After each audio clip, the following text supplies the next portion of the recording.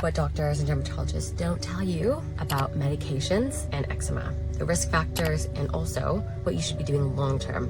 Lily is going down for a little nap, so just hiding in the car. But I was checking my inbox, and this is something that comes up again and again and again. After working with hundreds of people with eczema and people going through topical steroid withdrawal and weaning off Dupixent, getting to the point where they build antibodies and resistance to the medication, and then they're like, well, now what am I supposed to do?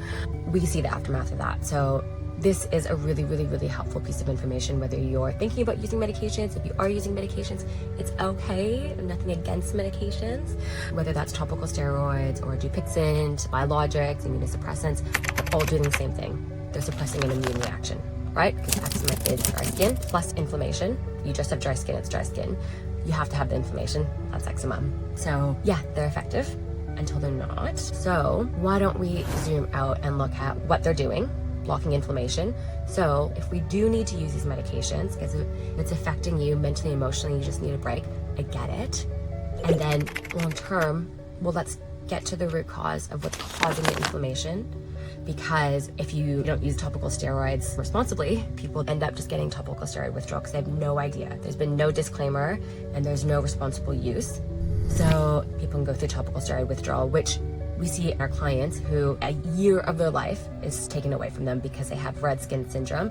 Their blood vessels are locked open, and then also their skin just sheds off like a snake. They're sweeping up piles of skin. It's way worse than when they started using steroids. Or using Dupixent, which can be life-saving, especially if you're going through TSW. It gives you a break, but there's side effects. We've had multiple clients who have gotten red facial flares and they've never had eczema in their face. Also their vision, so many things. And then there's a point too where it stops working. Like Marjorie, who we just spoke to a couple weeks ago, she built up antibodies. Then the next thing is JAK inhibitors.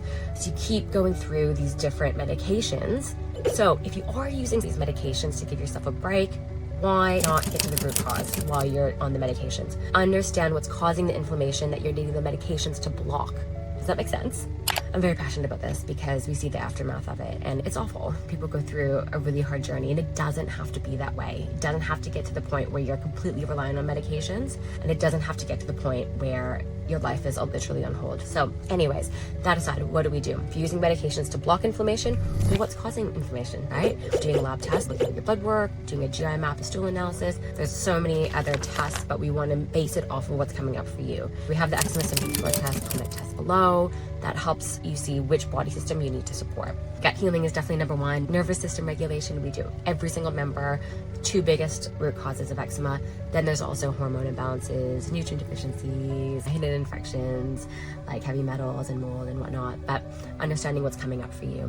So do that work, because the trickiest part is that people go on these medications or they go through TSW and then you still have to deal with the eczema, which is worse than when you started using the medications. If you would like to hear about some other eczema warriors' journeys with using topical steroids, topical steroid withdrawal, weaning off Dupixent, coming off JAK inhibitors, comment Marjorie, we just did her interview, or Laura, or both. We'll send you the links so you can listen to their journeys. Save this post and follow for all things healing eczema.